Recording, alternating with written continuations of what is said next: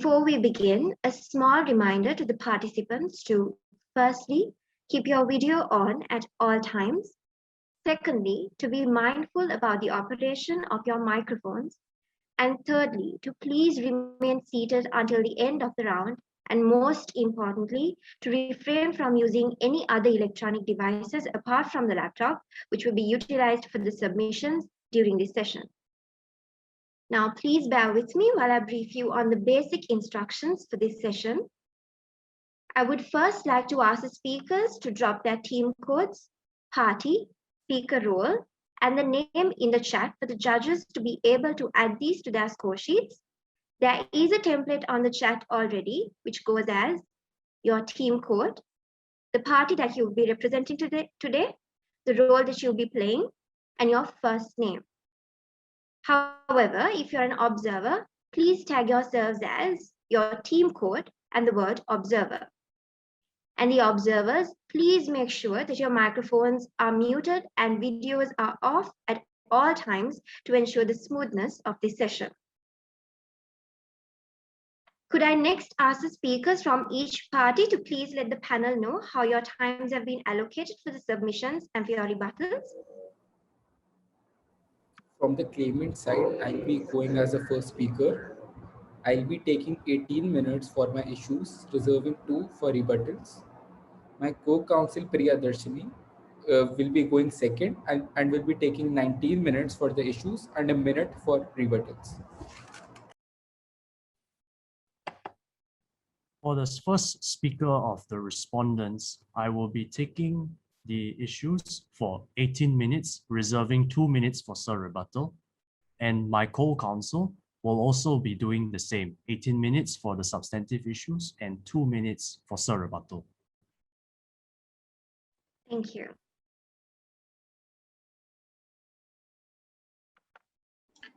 If I could request, yes. I'm so sorry, if I could request the organizing committee for 10 seconds of time to just switch my internet connectivity since it seems to be unstable, for which I will need to put my video off. Just 10 seconds of time. Sure. Thank you so much. Speakers, I would like to remind you that while you are speaking, I will be adding a message on the chat when there is 5 minutes left in your speech. And then I will send another reminder when you have 1 minute left again on the chat. After your time has elapsed, I will verbally interrupt you when your time is up and you must end your submissions. So please do keep an eye on the chat for alerts. Finally, I would like to remind you that any questions asked by the arbitrators during your speech will be considered a part of your speech and no extensions shall be granted based on these interruptions. Thank you for bearing with me to go over the technicalities of this session. I will now be handing the controls over to the panel of arbitrators and starting the timer when claimant begins their submission. All the best to the participants. Honorable members of the tribunal, a very good afternoon. My name is Pallav Arora and I, along with my co-counsel Priya Darshini Dutt, will be representing the claimant in the instant proceedings, Ruby developers. Members of the tribunal, I shall be dealing with the procedural matters of the dispute and my co-counsel will be dealing with the merits of the dispute. As a responsible contractor, our client tried his best to fulfill his end of the promises. In the face of such an adversity, such as the onset of a brutal pandemic, we did not compromise our relationship with the respondent. Our client continued to provide the world-class service it is known for.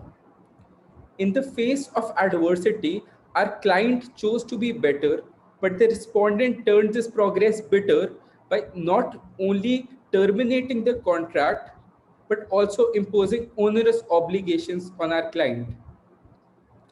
Moreover, the respondent thereby appointed an arbitrator who is not only heavily entangled with the respondent himself, but the counsel as well.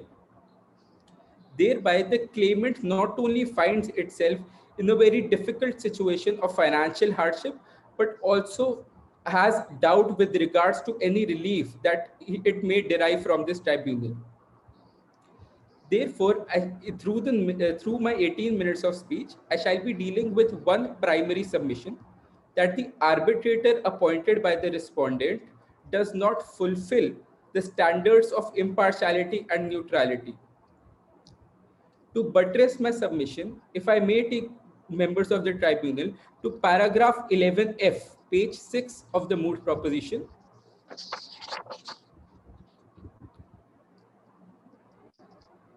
If the tribunal follows.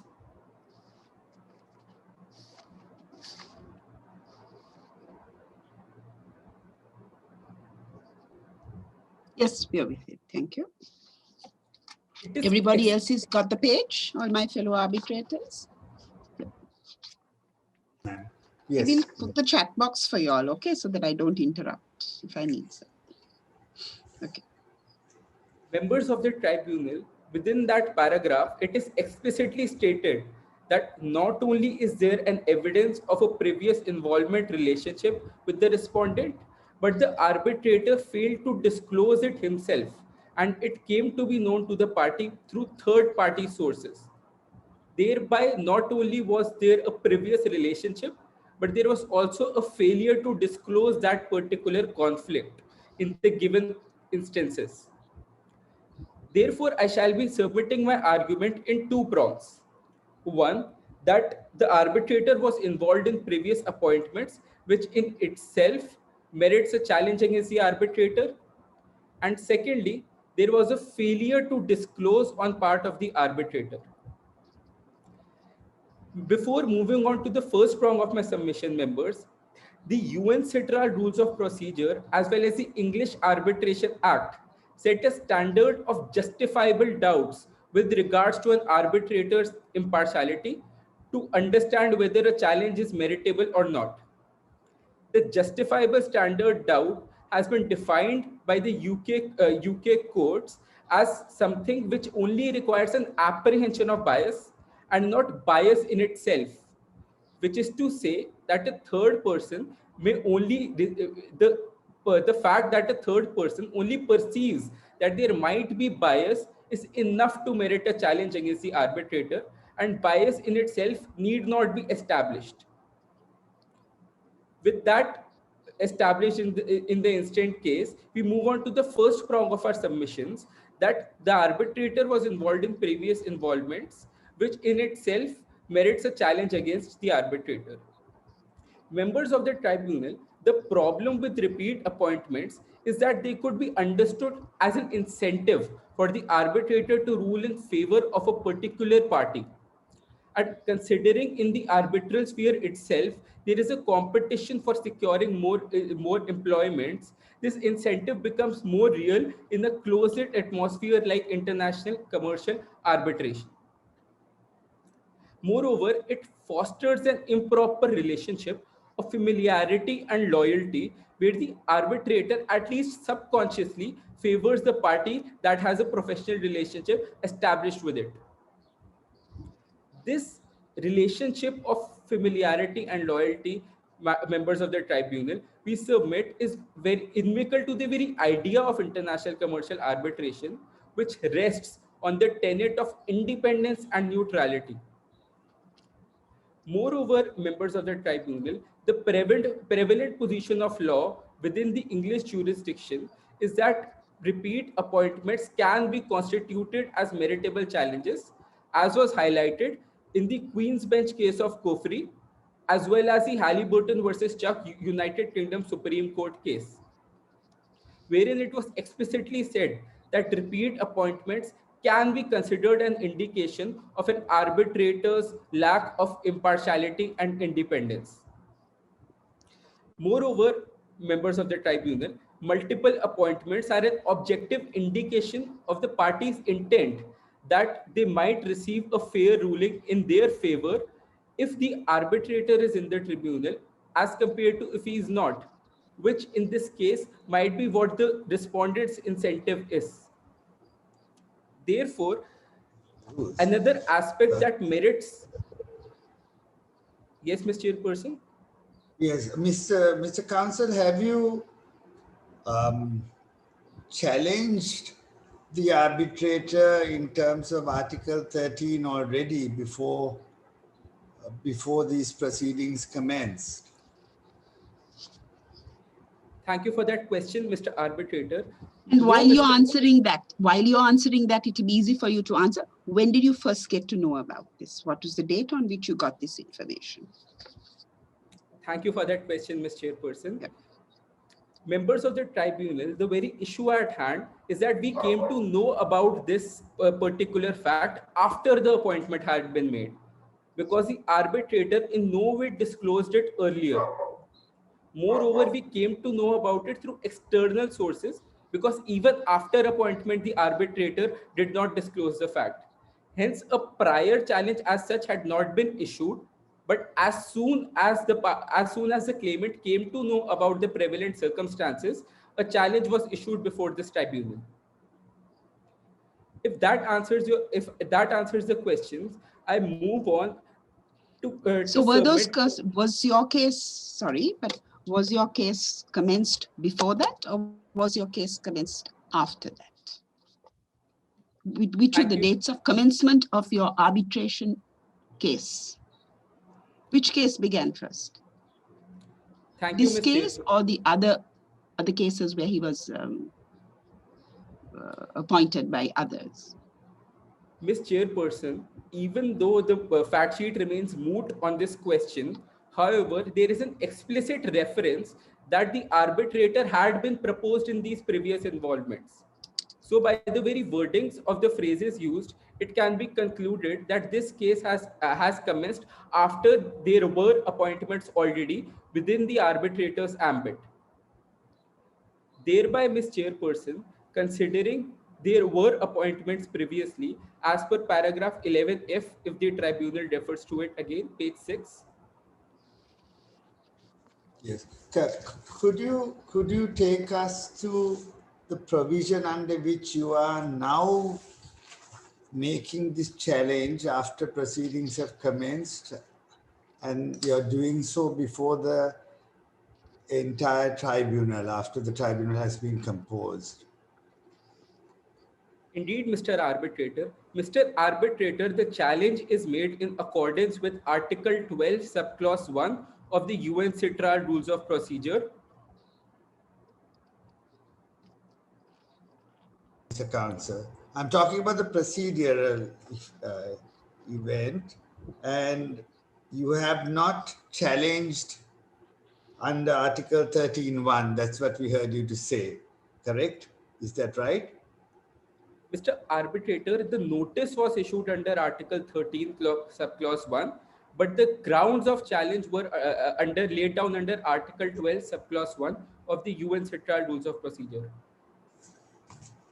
Yes. So I'm asking you, under what article are you making this challenge before the tribunal? Mr. Arbitrator, the challenge is made under Article 13, wherein an appointing authority is to be proposed by both of the parties, and the reference is to be sent to the Secretary General of the PCA. So you are making this application under 13.4, is that right? Indeed, Mr. Arbitrator. All right. And so you realize that we are not the appointing authority. Yes, Mr. Arbitrator. However, Mr. Arbitrator, an arbitral tribunal itself can constitute the adjudication upon a challenge, because as the due process of arbitral process dictates, the parties agreed that all decisions shall be rendered by the arbitral tribunal itself. Therefore, even in the absence of an appointing authority, the challenge can be heard before this tribunal in the instant case. Right, so, isn't that Arvind, isn't that in respect of jurisdiction? This is a challenge on the tribunal or one of the arbitrators. The right to decide on our own jurisdiction, that is well settled law, that we as a tribunal has the right to do that. But where there is a specific rule or article that stipulates?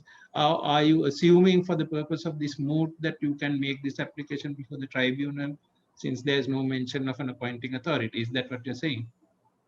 Mr. Arbitrator, this shall be answered in with two primary submissions. One, the moot proposition remains moot on the fact whether there is an appointing authority or not.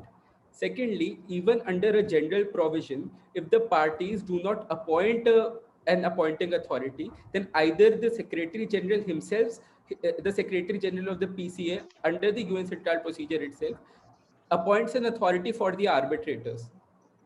So even in the case that we haven't chosen an appointing authority, even in that case, the challenge can be heard. Proceeding with my argumentation, members, it is submitted that due to the private nature of arbitrations in themselves, where an arbitrator is proposed in multiple overlapping arbitrations, the non-common party often cannot discover what evidence or submissions have been put before the tribunal or the arbitrator's response to them. This was the exact dictum of the Halliburton case by the UK Supreme Court, which was a groundbreaking judgment with respect to the arbitral procedures under English law. Therefore, members of the tribunal, considering not only the UN Citral rules, but also English Arbitration Act itself merits previous appointments as a challenge against an arbitrator, it can be concluded that the very fact that there were previous involvements can merit such a challenge against him. Having established that, just to interrupt you there, from what you have learned, on how many previous occasions has this arbitrator been appointed by the respondent? Thank you for that question, Mr. Arbitrator. Mr. Arbitrator, there hasn't been a quantified number given in the moot proposition. However, Mr. Arbitrator, it is submitted that the very fact that whatever innumerable number of occasions the arbitrator was appointed has not been disclosed by him contributes to show that there is an apprehension of bias. Moreover, what this does is the respondent cannot come in here and argue that the arbitrator was appointed because he was overtly qualified. Because if the arbitrator has those qualifications, then he would have abided by this duty of disclosure. Which brings us to our second prong of the argument, that the arbitrator did not fulfill his duty of disclosure. Members of the tribunal. Sorry, before you go to that, I need to satisfy myself that Article 13 of the UNCITRAL rules are being followed, because I need to know. That is why I asked you a very specific question. What is the date on which you got this information? Now, it appears what you're saying is that the other side has not disclosed the arbitrations. But the question is, what is your challenge based on?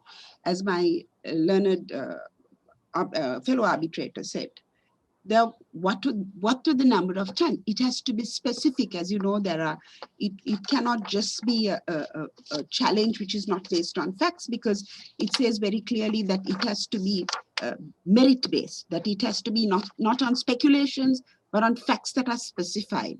And it has to be 15 days after you would the appointment of the, so I just need to clarify that. That is why I'm asking you the exact dates. And I think the arbitrator, Mr. Viraj Jairatna, also wants to know the specificity. It's not, you cannot just make a wild guess and then put the burden on him to disclose. Do you have material that supports your challenge? Madam Arbitrator. I think in this respect, it's very important to read the IBA rules on it, where it talks about objectivity, and that there must be a real possibility that the tribunal will be biased. To decide that, we need facts. We need with specificity what you are saying. Ms. Chairperson, in order to answer your question, I lay down the exact scenario that is existing at this point of time. The claimant moved to arbitration to the Canto Arbitral Center, and both of the parties had their party-appointed arbitrator. The respondent appointed an arbitrator, and at that juncture, we had no challenge to merit against him because we were not aware of any such circumstances. However, after the appointment was made, it was exposed to us through third-party sources that the arbitrator had been proposed not only by the respondent, but when the respondent was represented by the same counsel. Thereby, even though a specific number is not mentioned, we submit that the apprehension of bias comes not only from the fact that previous involvements in themselves, no matter what the number is, can be considered a cause of action, considering a a relationship can be established with a single arbitration only, Ms. Chairperson. Yeah. Have you gone through the case of Sierra Fishing Company et al. Versus Hassan Said Farhan, which is the 2015 case? Have you gone through Yes, that case? madam. It talks of a real possibility, not a speculative possibility, or as you said, the apprehension. So if you like to clarify, if not, you can move on if you like to go on. I don't want to interrupt you on your time, okay? But just that fact that is bothering me. Thank you. Ms. Chairperson, in order to answer your question, after the Sierra fishing case, the UK Supreme Court came up with the Halliburton judgment, wherein they mentioned that repeat appointments can be an incentive for for an arbitrator to rule in favor of a particular party. Within it, they also specified that non-disclosure in itself can constitute and merit a challenge because it is an indication of an arbitrator's attitude towards a process. So was Which, the arbitrator ruling in favor of that particular person, which is not a fact you have disclosed up to now? Ms. Chairperson, seeing that Counsel, I've I elapsed my apologize, time, but your time is up. may I ask for an extension to answer your question and conclude my arguments? Yes, I think we'll give him, may we give him that time, fellow arbitrators, because I think we are asking questions and should be given that. Yes, yes. Madam Arbitrator, if you, Ms. Chairperson, if you could please repeat your question. Sorry? If you could please repeat your question, I was really basing my questions that there has to be a real possibility that you say somebody told you, somebody gave you this information, and that, you see, because it is, there must be apparent bias. And the question is, has that person been holding in favor of the same party in all those cases? And it's important to know that the mere fact of multiple appointment, that there is manifest lack of independence is not really supported by the conventions, because then you have to show that there was economic dependence, there was dependence or economic dependence, and that this would be an objection. So those are just matters, but if you like to move on, that's fine. If you like to wind up and say anything else you have to say. Ms. Chairperson, initially answering your question, Ms. Chairperson, it is recognized by the claimant that repeat appointments in themselves may not satisfy this arbitral tribunal, that there is a meritable challenge because it is the jurisprudence that a subsidiary proof is required to merit a challenge. However, it is submitted, Ms. Chairperson, that in the instant case, the arbitrator not only had these previous involvements, which the results of which are not known to the party, none of the parties, because the arbitrator himself did not disclose it. Plus, it is coupled with the fact that he failed to disclose his previous involvements. Ms. Chairperson, again referring to the Halliburton case, the challenge was only dismissed by virtue of the fact that there was no prevalent position of English law on non-disclosure. However, after the case, it was established that had there been a position of non-disclosure that came up in the Halliburton case before the Halliburton case, then the challenge would have been merited against the arbitrator, considering he had multiple appointments and he also failed to disclose them. And sorry, just to interrupt, does Halliburton then say that it is a duty, establishes the point that it is a duty of the arbitrator to disclose? Does the Supreme Court say that? Yes, Mr. Chair, yes, Mr. Arbitrator. It is explicitly said in the dictum of the Halliburton case that there is a duty of disclosure within the English setup of arbitral institutions. Counsel, I apologize for cutting in, but your time is up. Could you please wrap up your submission? Indeed, Mr. Yes, and I just want to ask another very quick question. Is it your position that English law will apply to the matter of the challenge? Mr. Arbitrator, the procedural law, which is the UN Citral Rules of Procedure, and English law both bear a persuasive value for this tribunal, because indeed, if the council is not satisfied with the award of the tribunal, it will very well be challenged under the English courts themselves. So it becomes important to note how the English jurisprudence has been surrounding this matter. Mr. Rodrigo, just to, I think in the clarifications, there is a notation that the English law will apply both the contract and the arbitration.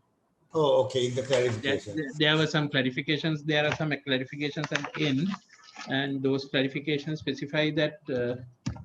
I only had Canto as the seat. Yeah. So. Yeah, but that English law will apply for both. Okay. Just to clarify that. And there is also just to add that there is an English Arbitration Act in 24(1)(a) of the Act provides for justifiable doubt, real possibility, and the objectivity of the test. So I think that's the point that we need to be satisfied on. Okay, thank you. Indeed. If the members allow me, may I conclude my submissions?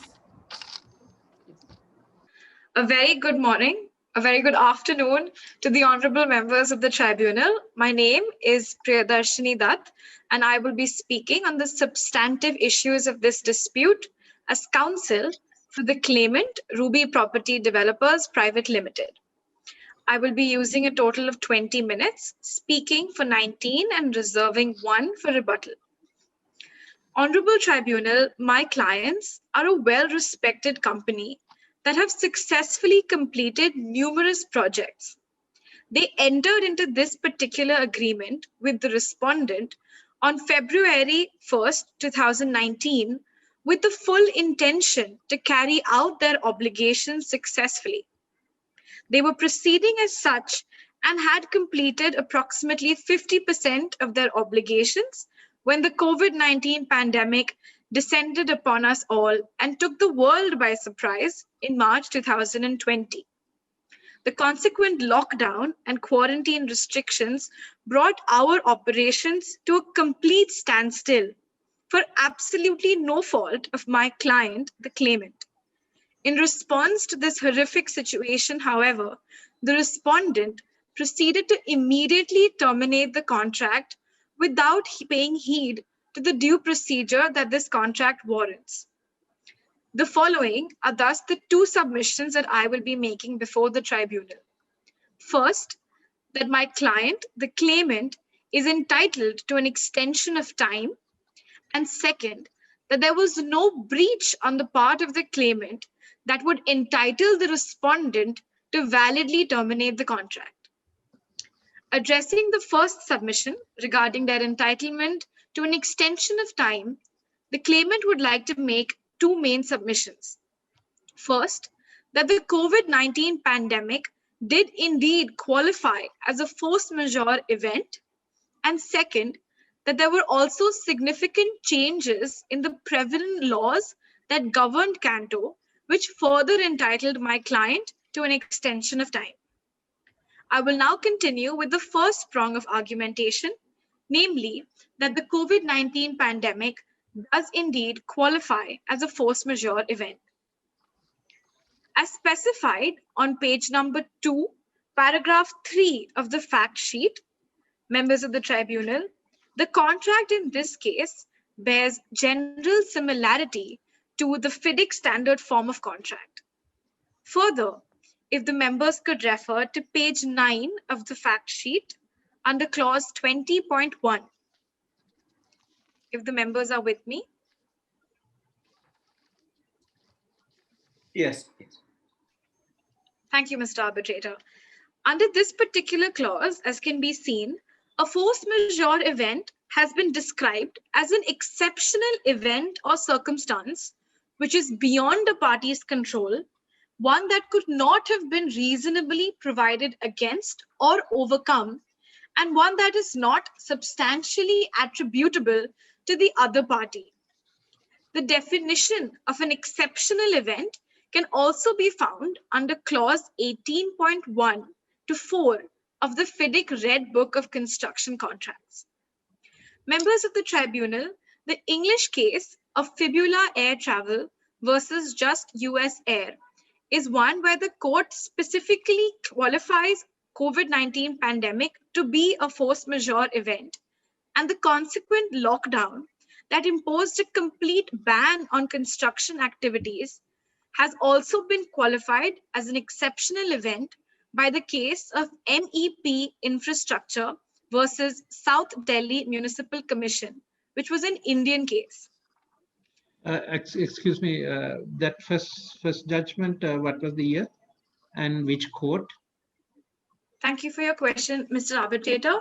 The first judgment that we gave you was Fibula Air Travel versus Just US. This was a Queen's Bench Division decision that was taken by the England and Wales, that was moved on to the England and Wales High Court. The year was this year because it dealt with the COVID-19 pandemic. It was in 2021. And the Indian case, sorry, and the Indian case is a Supreme Court judgment, or? It is a Delhi High Court judgment, Delhi but High it is a very recent one regarding the COVID-19 pandemic. Thank you so much, Mr. Arbitrator. And do you have are you familiar with the clause that applied in the English case? Was it similar to what we have here? Mr. Arbitrator, it was indeed. It was a construction contract. However, that particular contract was not following the FIDIC standard form of contracts, and therefore the clause was not exactly similar. However, the court did make a judgment regarding COVID-19 as a pandemic, qualifying as a force majeure event, and we believe this holds persuasive value to our dispute too. And can I ask, I am not familiar with this judgment, under what category of force majeure, if any, did the English court hold that the pandemic fell within? Thank you for your question, Mr. Arbitrator. Mr. Arbitrator, as can be seen in our force majeure clause also, the various events that have been listed out don't include a health pandemic. However, the court believed that since certain clauses are not exhaustive in nature, which also applies to the current clause, it has not in any way been specified to be exhaustive.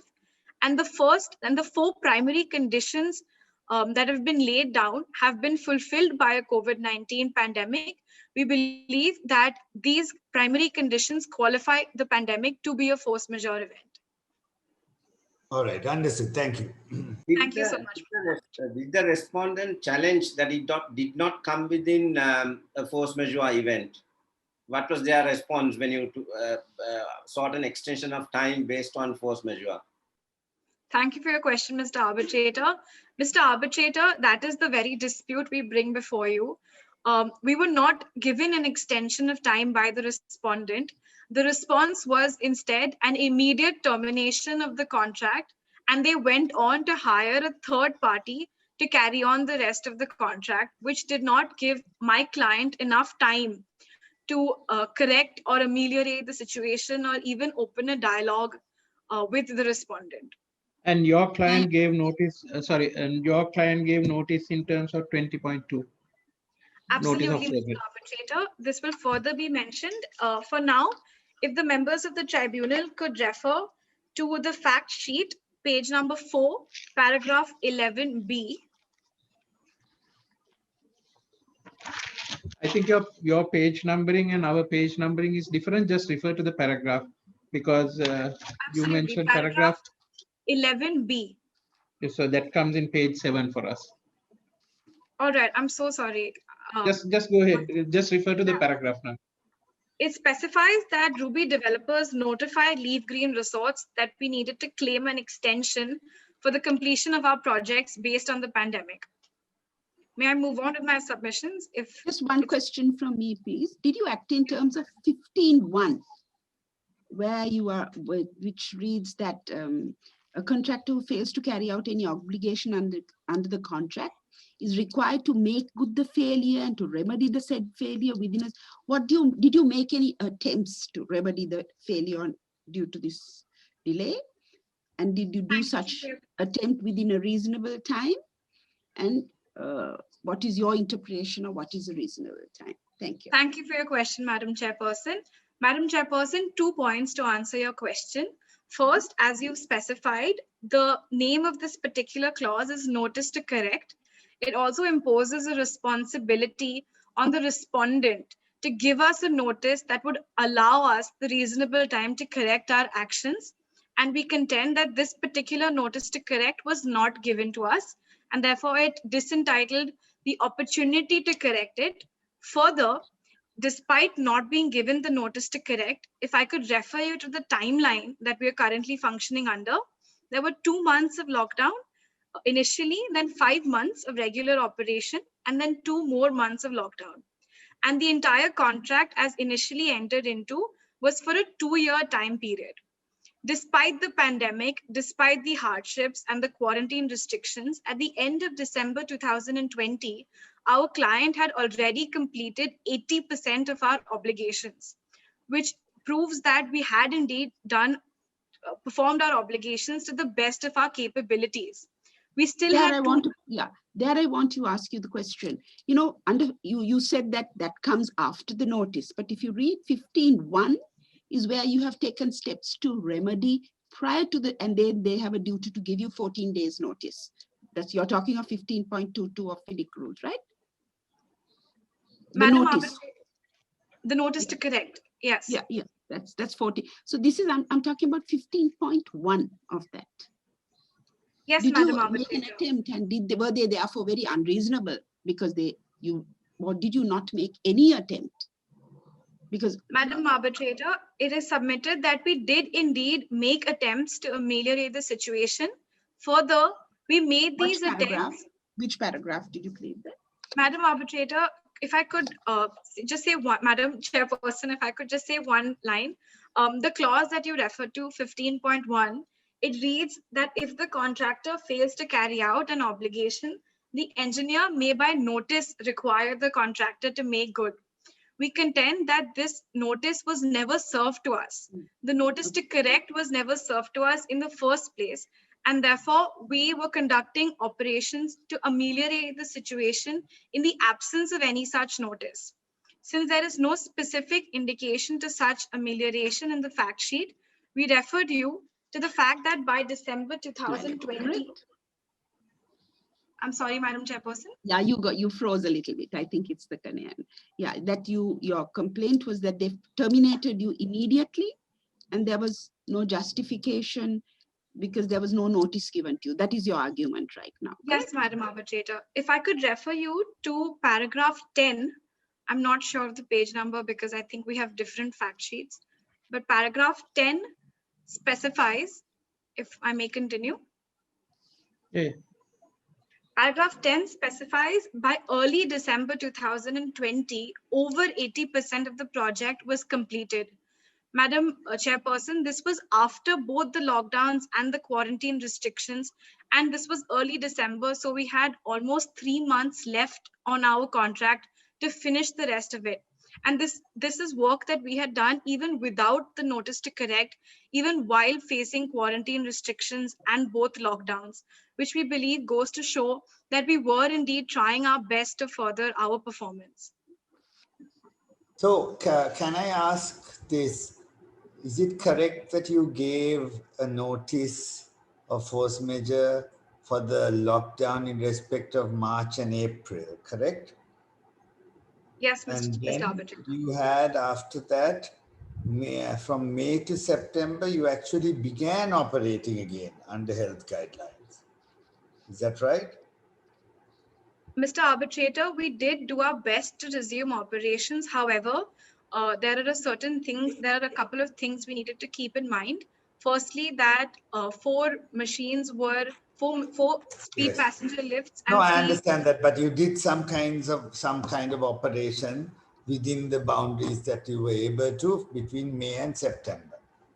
Yes, Mr. Arbitrator. But then after that, again, there was lockdown in October, November, correct?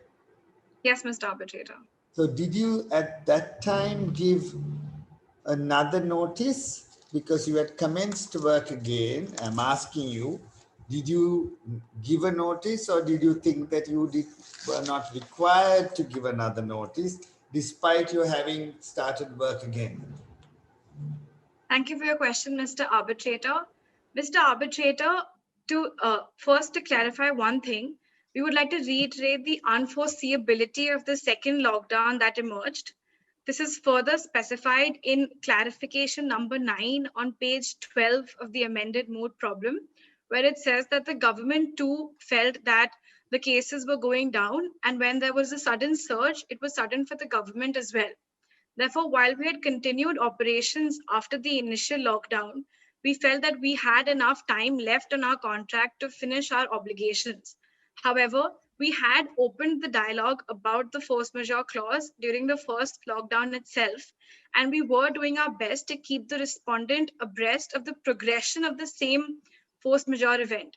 Since the cause for both the force majeure invocations was the same, which is the COVID-19 pandemic and the relevant effects, we felt that the dialogue that was already existent was enough as an avenue to continue. And we did keep them informed about the progression of facts. If it pleases the members of the tribunal, seeing as I have less than 4 minutes left, could I move to my second prong of the argument? Yeah. However, I would be happy to answer more questions if that would satisfy. Proceed. Thank you so much. Moving on to the second prong, Madam Chairperson, we submit that there was a significant change in the laws that were governing the contract in the country of Canto. We would like you to refer to the FIDIC memorandum, the FIDIC guidance memorandum that was released by FIDIC to aid its users in times of difficulty. Scenario 3 of this particular memorandum specifies that the meaning of the word laws must be read expansively so as to include government actions that could have even been conveyed as advice or recommendations and not just parliamentary legislations. Madam Chairperson, page 13, clarification 18, further specifies the requirements that the government of Canto and the severe lockdown measures that the government had imposed with regards to the process. Further, this change in law that therefore includes the statewide complete lockdown that was imposed by the government, which prevented us from going to the site of construction and continuing with our operations. Further, clause 13.6 of the Red Book stipulates that any variations that could cause an adjustment to the execution of the work could also lead the claimant to be entitled to an extension of time. We believe requirements such as heightened sanitary requirements, mandatory wearing of masks, quarantine restrictions are all such variations that need to be considered. Having established the right of the claimant to an extension of time, we now move to the second main submission, that is the action. Before you move off that one, the question is in line with the FIDIC clause 8.3, 15.213A of the annexure clause. Now this was a probable future event in the circumstances that it occurred, right? And you knew it was going to adversely affect the work. The contractor should give prompt notice to the engineer of the same. Did you do that? Was such advance notice given without delay that the 4 high-powered speed lifts were not available? Whether there was a lockdown envisaged, that this lockdown would affect you in what manner? Did you give those things in accordance, all those details in accordance with 8.3 and 8.4 of the FIDIC contracts? Absolutely, Madam Chairperson. 3 points in answer to this question. First, we did inform them the minute that our operations were adversely affected by the COVID-19 pandemic, that this happened during the first lockdown that restricted all commercial activities. Secondly, Madam Chairperson, with regards to the foreseeability of the event as a whole, we believe that it was not foreseeable by the government. The second lockdown was not foreseeable by the government even, and therefore it was not foreseeable by a mere contractor. Thirdly, we would like to reiterate the case that we had previously cited, MEP Infrastructure versus South Delhi Municipal Commission, simply to bring up that that case had also disregarded the requirement of a notice with regards to force majeure in cases where the effect is extremely adverse. We simply say this, that even though we had submitted a notice, we believe that it is enough for us to be entitled to the force majeure relief. Members of the tribunal, I have Can I only just 1 ask minute left. one more? Going back to 15.1, you say that it was an obligation on the employer and of course the engineer to give a notice to correct. Do you have any, and that they did not do that, they merely went and terminated the contract. Do you have any legal authority to support that contention? Mr. Judgments. Arbitrator, with regards to, Counselor, I apologize, but your time is up. could I please ask the members of tribunal for a 1 minute extension to answer and conclude my arguments? Thank you. Mr. Arbitrator, if I could refer you to paragraph 11C, which is the only mention of the termination of the contract by the respondent. And even here, it merely specifies that they proceeded to immediately terminate the contract with Ruby developers. Mr. Arbitrator, as specified in clause 15.1 and 15.2, there was a dual responsibility on the employer, first to give us a notice to correct, and at the very least to give us a 14-day notice before they terminated the contract. And neither of these requirements were fulfilled by the respondent. Therefore, we believe that this particular termination was wrongful. In order No, to question is whether you have any authority to support. It doesn't matter if you don't have, it doesn't matter. Just, do you have any authority to support that contention? Legal authority. Mr. Arbitrator, this authority draws from the FIDIC standard form of contract itself, because the FIDIC Red Book prescribes the very same clauses within the contract, and we draw from that law. Thank you so much, Mr. Arbitrator. Thank you. Just to conclude this prong of the argument, as far as breach is considered, we contend that there was no material breach by the claimant that could entitle the respondent to terminate the contract so very abruptly. And since they did not follow the due procedures set out, this further disentitled them to do so. In the event that the tribunal does not find with us on the first two issues, we contend that the contract stands frustrated under the English law doctrine of frustration, because the supervening event had made Counselor, time is up. the contract impossible and impracticable. Thank you, Madam Timekeeper. In conclusion, we believe that on the basis of the contentions we have made, the claimant is entitled to a 5-month extension of time, along with $4,865,000 US as compensation for the work we did and the framework in place when the contract was abruptly terminated. Thank you so much. Good afternoon, members of the tribunal. My name is Ethan Chong, and together with my co-counsel, Mr. Justin Lai, we appear on behalf of the respondents, Leaf Green Resorts. I will be speaking on two issues concerning the apparent bias challenge advanced by the claimant, as well as its reliance on the force majeure clauses to excuse itself of its obligations. Thereafter, my co-counsel, Mr. Justin Lai, will address this tribunal on two issues concerning the claimant's possible reliance on 8.4 of the FIDIC contract, as well as the claimant's breach of the agreement which warranted the respondent's lawful termination of the agreement. And I now turn to my two submissions. Concerning the challenge against the respondent's arbitrator, while we note that the agreement has not stipulated an appointing authority, we submit that Article 23, Subclause 3 of the UNCITRAL arbitration rules allows this tribunal to have the jurisdiction to hear pleas as to its own jurisdiction, and it may hear proceedings and it may continue the arbitral proceedings and make an award notwithstanding any pending challenges to the jurisdiction before a court. And in any event, members of the tribunal, it is the respondent's position that there is no case of apparent bias on these facts. As Madam Chairperson has raised in the claimant's submissions, the test for apparent bias requires more than speculative possibility, but a real possibility. And thus, we note that with regards to the facts of this case, the claimant has stated in its oral submissions that at paragraph 11F of the record, that the respondent arbitrator was appointed by either the respondent, its affiliate companies, or the current legal counsel representing the respondent. However, it is the respondent's position that paragraph 11F does not state that the respondent arbitrator was appointed at the other arbitrations, but was merely proposed. And thus, we say that the claimant has conflated appointments with proposals, which is indeed one step removed from appointments.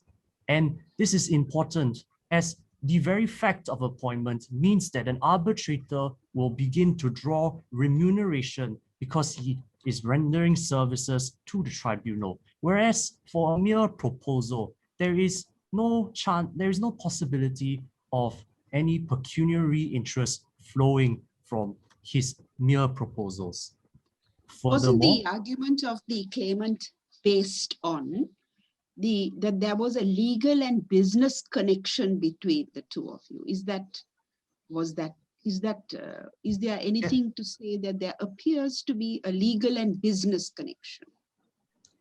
Madam Arbitrator, it is the respondent's position that there is no continuing and subsisting legal relation between the respondent arbitrator and its affiliate companies, or indeed the respondent itself, on these facts, because paragraph 11F does not go so far as to state that at the other arbitrations he was indeed appointed. And even against the weight of the English authorities cited by the claimant to evince apparent bias, we say that we can distinguish those authorities on these facts.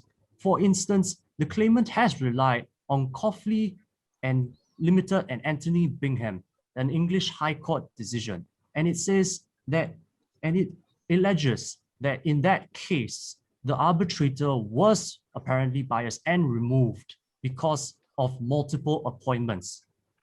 Firstly, we note that in that case, the relevant arbitrator was being directly questioned by the court as to his previous appointments as well as his income. And he had failed, and moreover, he was evasive in the questioning by the court because he refused to disclose any further information despite repeated questioning. Thus, I believe that was, they showed financial dependability, isn't it? In Bingham's case, they showed there was financial dependability.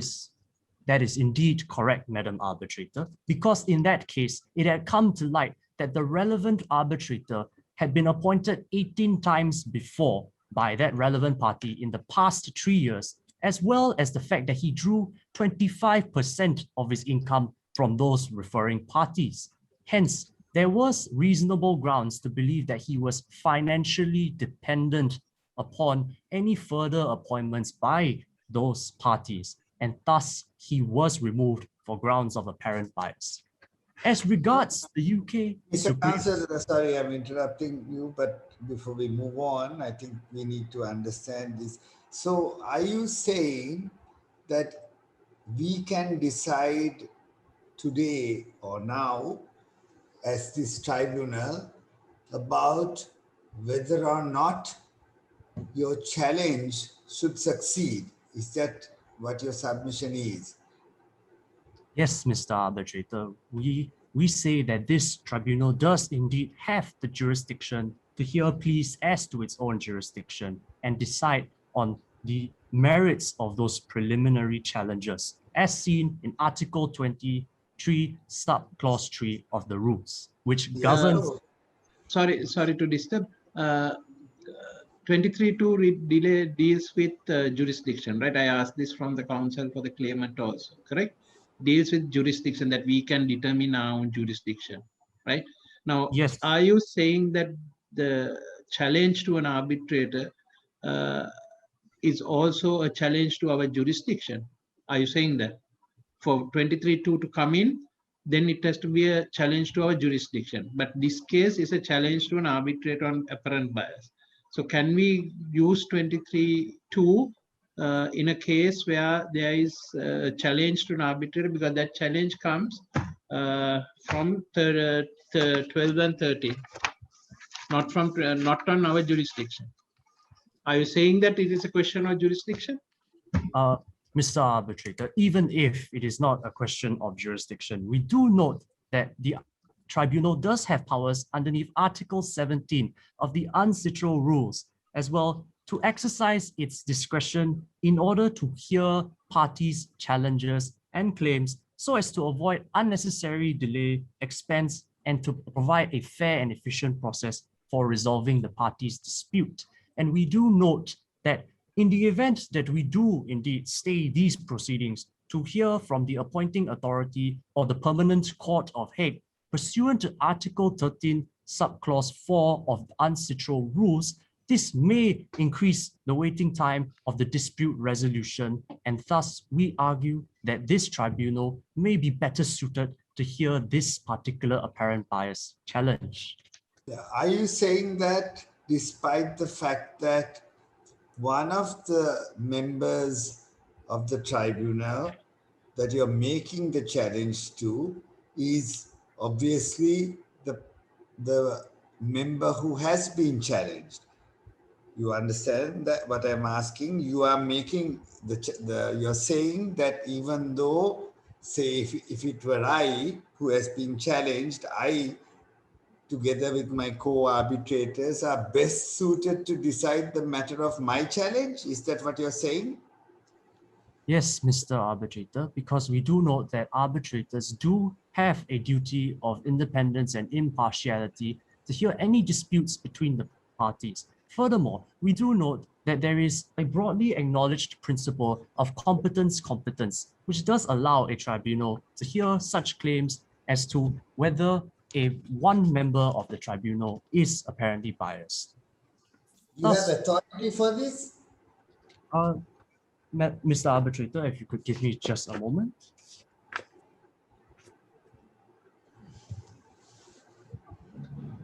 I think that was on the basis that the presumption is that an arbitrator is not biased. And until he or she is declared to be biased and set aside, that they're presumed to be not biased. Isn't it? The presumption is favor of the arbitrator, that all arbitrators, when they appointment, are not biased. Yeah, but yes. Continue with your case. Yes, Madam Arbitrator, it is the respondent's position that the respondent arbitrator is not indeed biased, which will not cause any issues with possible vacation of the award thereafter. However, we do note that in the UK Supreme Court decision of Dala Real Estate and Pakistan, it did acknowledge that there was a general principle of competence. Turning now to my second submission on force majeure, we note that the claimant cannot rely just give me sorry, before you go, sorry to disturb you. What are your views on Halliburton? Mr. Arbitrator, we distinguish the facts of Halliburton and Bermuda Insurance because even in that case, despite the Supreme Court holding that there was some form of legal duty to disclose, as well as the acknowledgement that multiple appointments could be a factor of apparent bias, it nevertheless held that the relevant arbitrator was not apparently biased because of the two of the three appointments, two of which were currently subsisting. Those arbitrations did not overlap in subject matter with those current proceedings, and therefore we say similarly there is no such conflict of interest on these facts. I will now turn to my submissions on the force majeure clauses. Counsel for the claimant has notably omitted that clause 20.2 is a condition precedent which requires the service of notice. Otherwise, the claimant cannot rely on clause 20.1 read with 20.2 to excuse itself of its obligations. Turning to whether a notice provision is a condition precedent, we submit that it is not necessary for the relevant provision to use the express words condition precedent, and this is stated in the 2011 English High Court decision of AstraZeneca and UK and Albemarle International. Instead, the court stated that it would interpret the effect of the provisions to ascertain whether it is a condition precedent. if I may direct this tribunal to clause 20.2 of the record. If the members of the tribunal are with me, I note that beginning from the first line of paragraph 2 of clause 20.2, it states that the parties shall, having given notice, be excused performance of such obligations for so long as such force majeure prevents it from performing them. And we submit that the plain and ordinary meaning of this phrase indicates that the claimant's ability to excuse itself of its obligations is conditional upon the service of notice. Counsel for the claimant has also alleged that they have indeed submitted notice under clause 20.2, but this is where we depart from their submission. We say that even if notice was submitted under 11B, sorry, I misspoke, members of the tribunal. Even if there was some form of indication that there was notice, that is insufficient to make out clause 20.2, because paragraph 11B only indicates that the claimant had notified of its intention to seek an extension of time. And we say that this is not good enough because in paragraph 1 of clause 20.2, it provides that notice shall be served within 14 days, specifying the obligations which would prevent the performance of the obligations. And thus, we say that a notification of intention to seek an extension of time is inadequate to address this condition precedent. Furthermore, members of the tribunal, we also state that clause 20.1, specifically subclause 3 of clause 20.1, is not made out on these facts, which requires that the relying party could not have reasonably avoided or overcome the circumstances. And we say that this is not the case on these facts. The claimant has not successfully shown that it has reasonably avoided or overcome two consequences of the pandemic, which are firstly, the first and second set of lockdowns, and secondly, the lift shipments causing the delays in the months even without lockdown, as indicated in paragraph 11B. And we deal...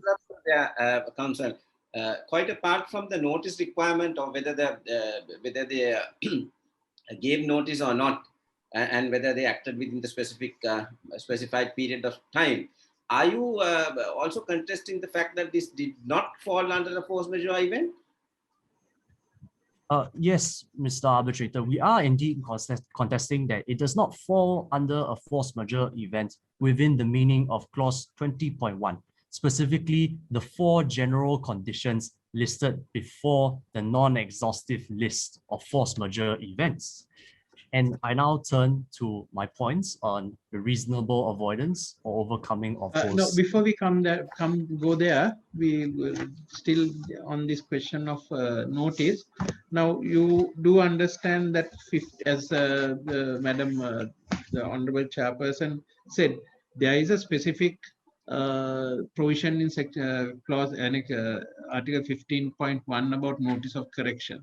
And it is the position of the claimants, not a force majeure notice, but a notice of correction, notice to correct. So if the contractor was not, or the claimant was not carrying out its obligations as is apparent, or as it's set out in the fact sheet, and why did the engineer, upon your instructions or otherwise, notice the contractor to correct those non-fulfillment of the obligations? Mr. Arbitrator, to your question, we note that notice to correct under clause 15.1 of the agreement is not a mandatory obligation, as it states that the engineer may, by notice, require the contractor to make good the failure and to remedy it within a specified reasonable time. And we put emphasis on the word may because it does not indicate that this is a condition precedent or anything of the sort. Yes, but it is, if you look at 15.2 with regard to the termination of employment, it is a condition precedent for termination. So if the engineer did not give that notice of to correct, which I think then in terms of 15.2.1.1, where the contractor has failed to comply with a notice under subclause 15.1. So isn't that for you to terminate, isn't that a precondition in respect of, because what you say is non-performance of an obligation. If that is so, without a note, isn't a notice of correction, even if it is says may, isn't a notice of correction a precondition for before termination? Mr. Arbitrator, we note that under 15.2.1, Roman numeral 1, it states that the employer shall be entitled to terminate the contract if the contractor had failed to comply with a subclause or with a notice under subclause 15.1. And it is also the respondent's position that we are not relying on 15.2.1 Roman numeral 1 to affect termination. Members of the tribunal, I note that my time is up. Just tell me under which clause are you terminating then? If you're not terminating in terms of 15.2, under which clause of the contract are you terminating? Mr. Arbitrator, if I may have an extension of 1 minute in order to answer your question. As far as the other arbitrators are okay. 1 minute should be fine. Yes. The respondents are intending to terminate under 15.2.1 Roman numeral 3, the part indicating without reasonable excuse. And members of the tribunal, I will quickly summarize my remaining submission on subclause 3 of 20.1. And we say that on the facts, the claimant had not done anything in the time between the first and the second set of lockdowns in order to mitigate the delay in the lift shipments. Thus, we argue that it has not reasonably avoided or overcome those lift shipment delays and therefore should be precluded from relying on clause 20.1 and ergo should be precluded from relying on the force majeure clauses. If I may be of no further assistance to this tribunal, that concludes my submissions. Thank you. Good afternoon, members of the tribunal. My name is Justin Lai, and I am second speaker for the respondent. I'll take 18 minutes for my submissions, reserving 2 minutes for Sir rebuttal, and I will bring this tribunal through the issue of breach. The issue of breach consists of two portions. Firstly, that the claimant has no recourse to any extension of time, and secondly, that the respondent has lawfully terminated the contract. Regarding the issue of whether the claimant is allowed to have an extension of time, we note that the claimant has first placed reliance on clause 8.4d of the FIDIC contract. Regarding this clause, the claimant has to fulfill two conditions. First, there must be a delay caused by unforeseeable shortages in the availability of personnel or goods. And second, the shortage must be caused by epidemic or governmental action. Now, there does not appear to be a shortage of goods other than, as what was stated in page 4, paragraph 11b of the record, 4 major high-powered speed passenger lifts and 3 heavy-duty service lifts. Thus, the shortage of goods here likely refers to the lifts.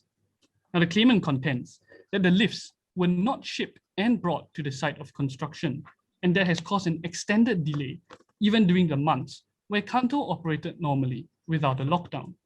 However, this argument falls flat because of 2 reasons. At this point, I kindly invite this tribunal to turn to clause 8.4 of the FIDIC contract. If this tribunal is with me, before clause 8.4 can be utilized, like all other subclauses in clause 8.4, the claimant must show that, and I quote, completion for the purposes of subclause 10.1 is or will be delayed by the event that the claimant is relying on. Firstly, the lifts here refer to passenger lifts and service lifts, and this refers to lifts that are mainly for the function of transporting hotel guests between floors of the hotel once the hotel is actually operational. This does not have anything to do with construction. For instance, they are not the lifts required to transport construction workers up and down the different floors of existing construction. And the claimant could have saved the construction of these lifts for last had they really been unable to get them, and prioritize other constructions in the meantime. It must be noted that it is not as if the claimant had finished construction of the hotel and was simply hampered by having no lifts to fit into the hotel. If I may invite this tribunal to turn to page 4 of the record at paragraph 10. If this tribunal is with me, paragraph 10 states that even by December 2020, 2 months before the date of completion, only 80% of the hotel was complete. This means that there is slightly less than 20% of the hotel which is still unfinished. And to say that having no lifts prevents the construction of this remaining part of the hotel does not seem to make sense. Secondly, regarding the quarantine of the lift, ship, and crew, this quarantine would only last for 14 days at most, as the scientific reason behind 14 days is that COVID-19 symptoms would show themselves after 14 days. And this has been a universal standard adopted worldwide. As such, unless the government, the country the lifts are being shipped from, has imposed a complete export ban, which does not appear so on the facts, sorry, members of the tribunal, then this does not mean that a 14-day quarantine can cause a 5-month extended delay. And now, even if the ship and crew's quarantine was for some reason longer than 14 days, this would have been communicated to the claimant. In such a case, it does not make sense for the claimant to rest on their laurels and do nothing while waiting for the ship with lifts to arrive, especially since the claimant's own contract with the lift providers would probably be terminated by frustration or force majeure. And in such a case, the shortage would no longer be caused by governmental actions, but by the claimant's own inaction. And as such, the claimant should not be able to rely on clause 8.4d for an extension of time. Furthermore, just a question, I have to pause you for a question, please. Yes. Just to say that, just clarifying some facts. Did the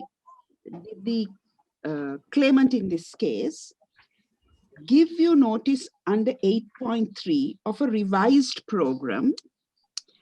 And did they give you a specific program for the probable future events of circumstances which may have adversely affected their work?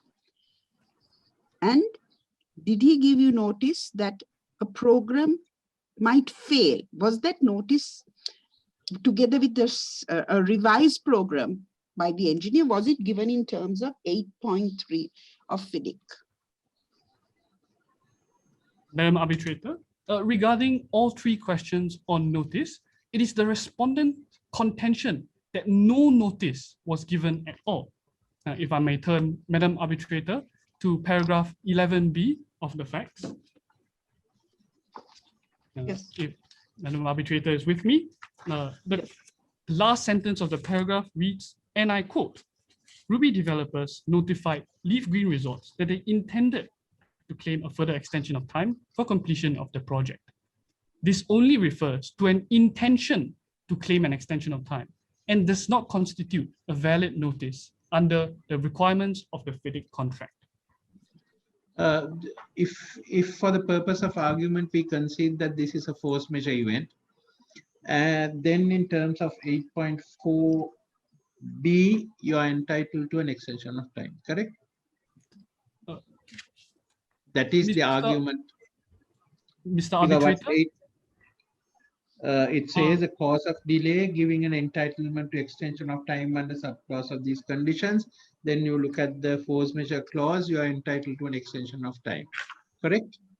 If Yes, it is Mr. found that it is pandemic, pandemic is a force majeure, correct? Yes, Mr. Arbitrator, Right. only Okay. if it is found. Yes, yes. Assuming for purpose of discussion that it is a force majeure cause. Then you are talking about the lift, but that happened in the second quarantine period and lockdown period.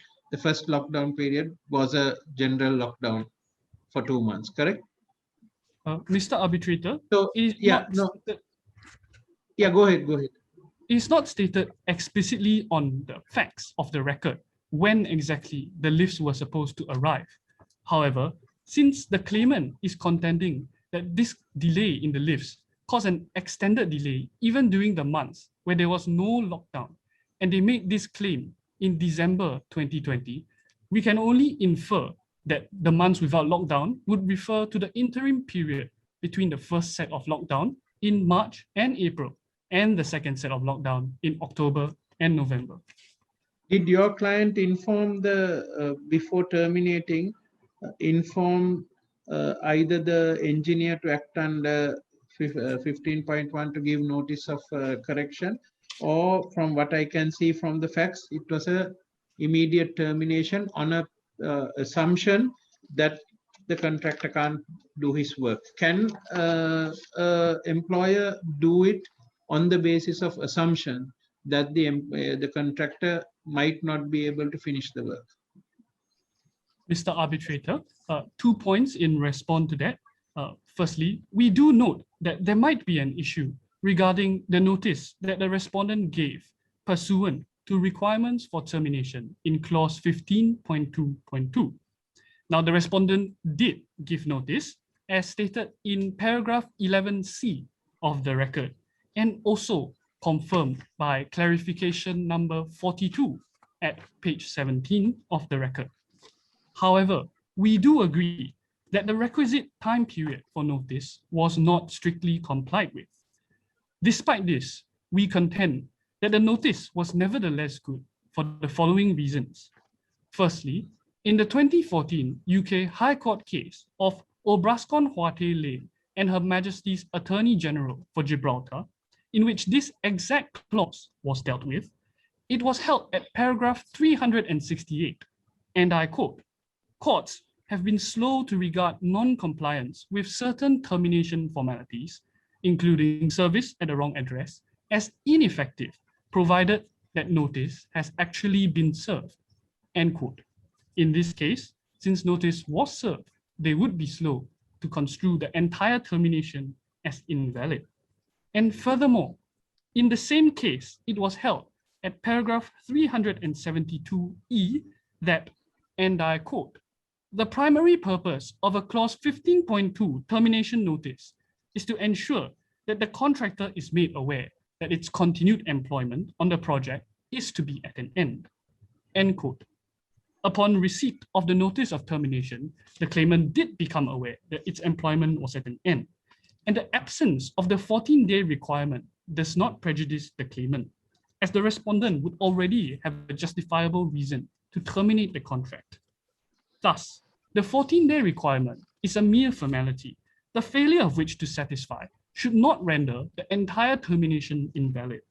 And even if the claimant insists strictly on the 14-day notice, the only effect would be that termination be considered effective 14 days after the respondent gave notice, instead of immediately. Now, members of the tribunal, I do know that sorry to get back to that point. It's not the question of notice.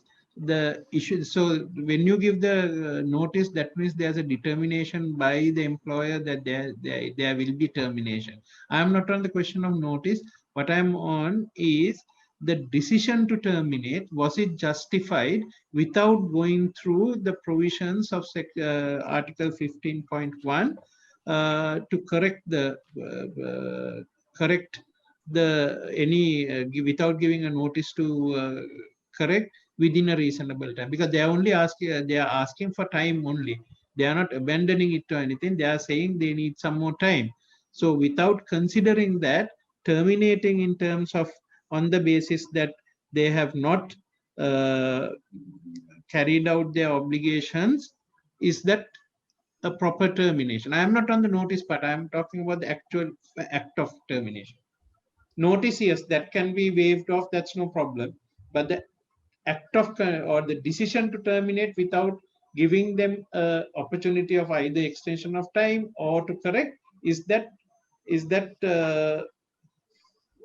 correct? How do you justify that?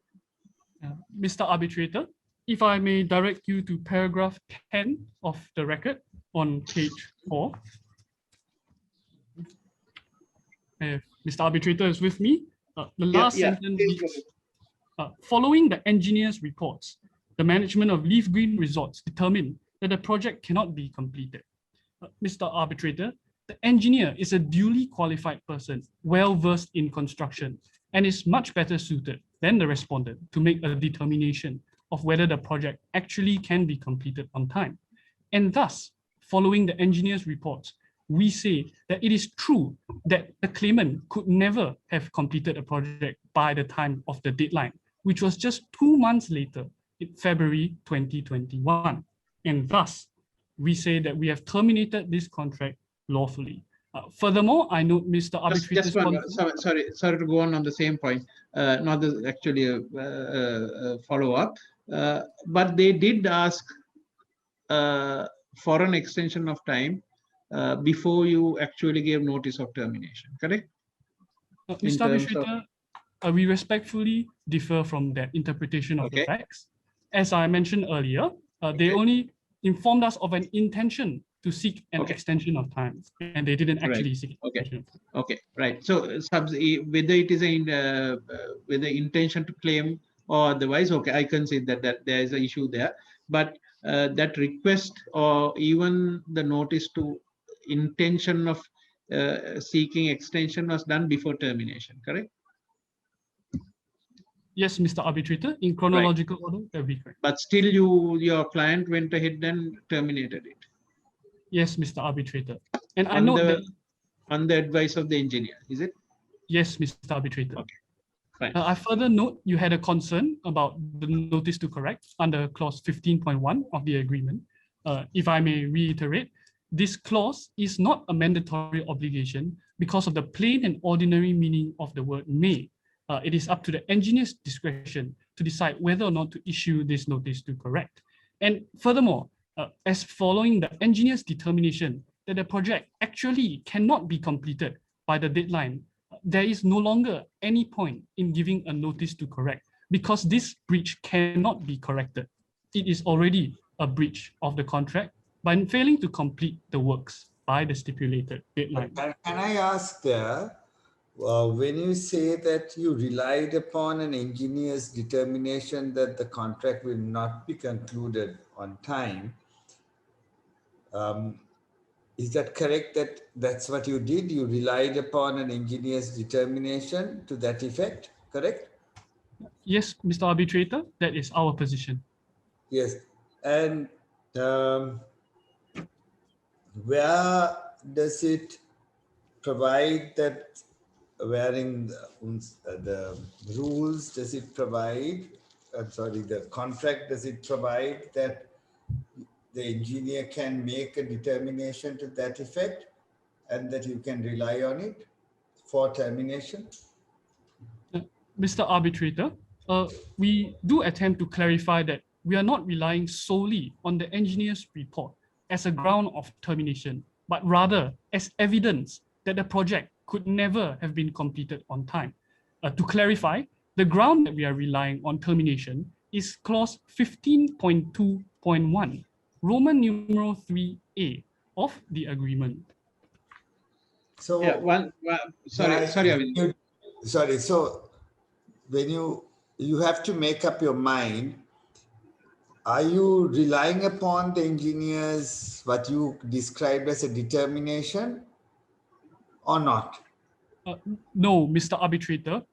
For the engineer's determination, it only helps as evidence that there was a breach of the contract via the actual termination.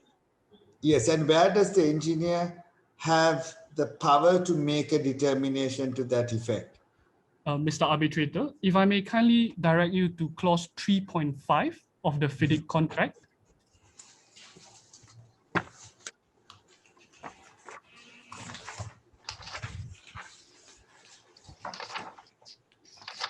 Yes.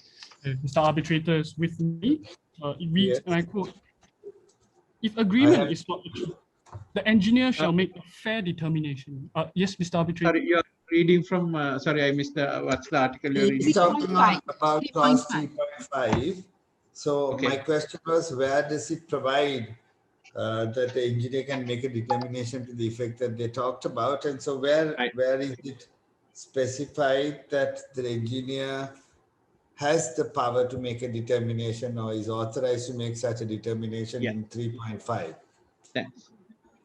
Mr. Arbitrator, if I may point you to the last sentence of the first paragraph in clause 3.5, it reads, and I quote, if agreement is not achieved, the engineer shall make a fair determination in accordance with the contract, taking due regard of all relevant circumstances. And Mr. Arbitrator, this is where the notice requirement becomes even more important because it is the engineer who rely on the notice in order to make a fair determination. Sorry, but where you haven't answered my question. Where does 3.5 provide that the engineer can make a determination as to whether the claimant could have concluded the contract as agreed or not? Mr. Arbitrator, that the engineer can be asked to determine, because when you use the word determination, you realize that that is a decision of the engineer, which has to be provided for the engineer to make a determination like that, correct? So where is it provided that the engineer can make such a determination? Mr. Arbitrator, firstly, I know that my time is up. If I may ask for an extension of time to address your query. Sure, Yes. Yeah. Thank you, Mr. Arbitrator. Could I just clarify, by determination, do you mean termination of the contract or determination as specified in clause 3.5? No. I think this all started by my question. That is in respect of paragraph, and it started because you said that at paragraph 10 of the fact sheet where it says following the engineer's reports, the management determined that the project cannot be completed, and you contended that the decision to terminate was based on that determination of the engineer. Now the question of Mr. Rodrigo and my question also was, where in the contract does it empower the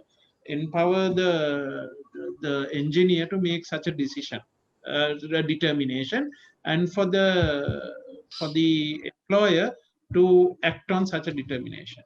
That's the question. That's my question also. And just to add to that, I think Mr. Jayasundara and Mr. Rodrigo, I think before a determination is made, I don't think the facts speak of the fact that rather the given facts don't speak of the matter being referred to the engineer for a determination. So in the absence of it being referred to for a determination by the engineer, there is no question of a determination. Just bear that in mind when you respond, please. Yeah, can you respond to all of those, please? Yes. Members of the tribunal, I would like to clarify again that the engineer's report is only evidence of a breach of the contract, but it is not the reason that the respondent is terminating the contract. The respondent is terminating the contract under clause 15.2.1, Roman numeral 3a, for without reasonable excuse. So aside from not having recourse to the extension of time clauses, the claimant has no reasonable excuse as a matter of fact. And the test for without reasonable excuse is an objective examination of the facts, as held in Obrascon Huate. Now, as the COVID-19 pandemic is worsened, the claimant, as reputable and experienced contractors, should have recognized that COVID-19 would impede their work. Now, even if the claimant ignored the warning signs of a pandemic in February 2020, the WHO's declaration of a pandemic in March 2020 should have signaled to the claimant that a drawn-out pandemic would occur. And this is because COVID-19 was a novel coronavirus that has no cure and no vaccine in that point of time and was easily transmittable. And furthermore, prominent scientists have also issued warnings that it would take many years for a vaccine to be produced, properly trialed clinically, and given production in sufficient numbers to inoculate the population. However, the claimant proceeded as if COVID-19 didn't exist, as they didn't change anything about the way they operated. They did not attempt to find substitutes for the lifts. They did not intend to mitigate the delay and expedite progress. And so members of the tribunal, what I'm trying to get at is that the claimant could have done something or anything, such as even notifying the respondent that they were encountering difficulties, but they chose not to do so. And it was only when the engineer finally realized that the project could not be completed on time, then that was the first instance in which they asked for an extension of time. And therefore, we contend that termination under clause 15.2.1, Roman numeral 3a is justified, and thus the respondent has lawfully terminated the contract. I come back to the issue of whether sufficient notice should have been given to the claimant before termination. Have you looked at clause 8.6 of FIDIC, where the engineer ascertains whether the work is work in progress, the same situation, whether the work can be completed or not, the engineer should have given notice. You are aware of the clause, right? And the engineer should have given notice for them to complete. My issue is that with regard to termination, why was none of these things done by your client before termination? 8.6 says where the actual progress is too slow to complete within the time of completion, progress has fallen behind the current program for whatever reasons, then the engineer should notify the contractor, and the contractor has to give a revised plan, which all include aspects of an extension of time even. So why was not or any of that done by your client? Mr. Arbitrator, it is actually that the record is silent on whether the Counsel, I apologize. The extended time period that was given to you has expired. That's okay. He can answer the question. He can answer the question and conclude. That's okay. Members of the tribunal, it is our position that even if the engineer was required to give notice to the contractor, and that even if this was not complied with, it does not detract from a lawful termination under clause 15.2.1 Roman numeral 3a, because in any case, the claimant would not have been prejudiced by not giving such a notice, as they could not complete the works by the time for completion. Even if a notice was given, the claimant could not have done anything about it, as they themselves have contended that they would require an additional 5 months from February 2021 in order to complete the project, thus rendering the purpose of the notice nugatory. If I may be of no further assistance to this tribunal, this concludes my submissions. Thank you. Members of the tribunal, initially, I'll be referring to the distinction that the respondent tried to make with the Halliburton case, with the dictum that was actually within that case. The arbitral challenge was dismissed on two particular grounds. One, that the conduct of the arbitrator post the challenge of non-disclosure was such that it warranted the court to believe that the arbitrator was in fact impartial, which is to say that he was cognizant of the fact that he failed to make the disclosure. Whereas in the instant case, there is no indication as to the conduct of the arbitrator. And in addition to that, in spite of the claimant raising the objection, the arbitrator has not come forward and made the proper disclosure. Hence, the distinction that the respondent tried to make does not stand.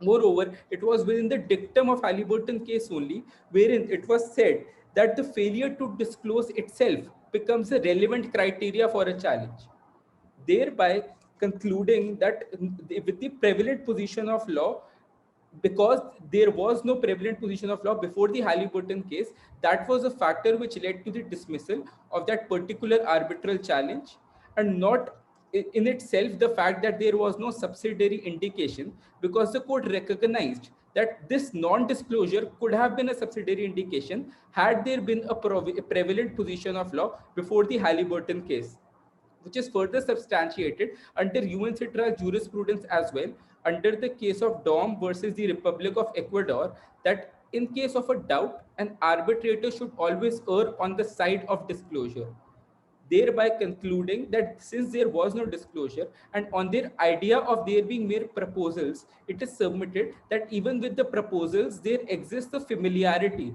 which we argue is inimical to this idea of an impartial arbitrator.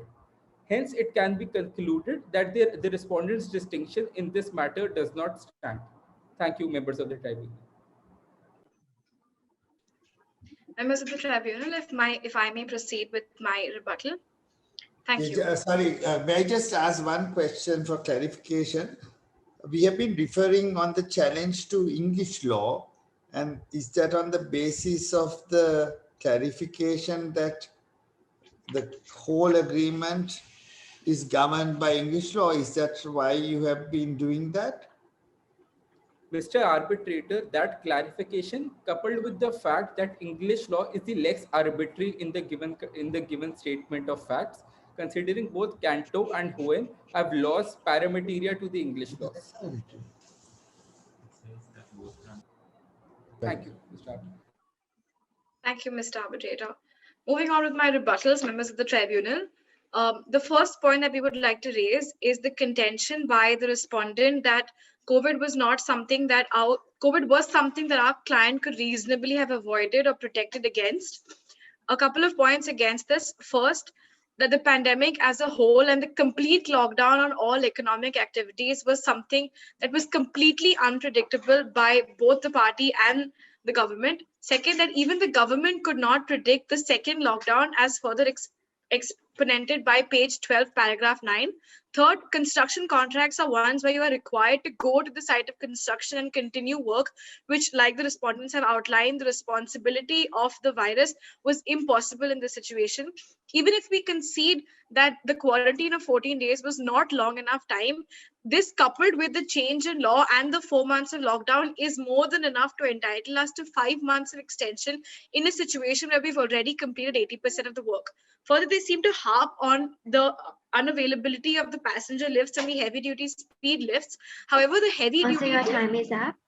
Just to conclude in one sentence, the heavy duty speed lifts were essential to our construction, as they were required to carry heavy materials, and breach of this would disregard our obligations as constructors under clause 4.8 of the FIDIC standard form. Therefore, we believe that we were entitled to an extension of time. Thank you.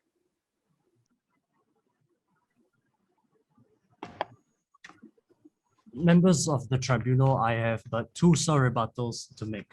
As regards the claimant's contention on the Supreme Court case of Halliburton and Chubb Bermuda Insurance, we note that even within that case, Lord Hodge had opined at paragraph 59 that it is the indication of preference by multiple appointments that would evince apparent bias. And this indication is often more than not borne by financial dependence, and that was mentioned in the case of Halliburton and Chubb Bermuda Insurance. Furthermore, as to the claimant's contention that it could not reasonably avoid or overcome the force majeure event, we note that even in the months without lockdown, Kanto was proceeding in normal operations in adherence to safety and health regulations, as seen in paragraph 9 of the record. Thus, we submit that that the claimant could have attempted to perform expedited proceedings and perhaps to increase the work speed. Furthermore, claimant has contended that he had completed 80% of the hotel even with the force majeure. But we say that this is not indicative and does not assist the claimant, because the remaining 30%, because in January 2020, 50% of the hotel was complete, and by December 2020, 80% of the hotel was complete.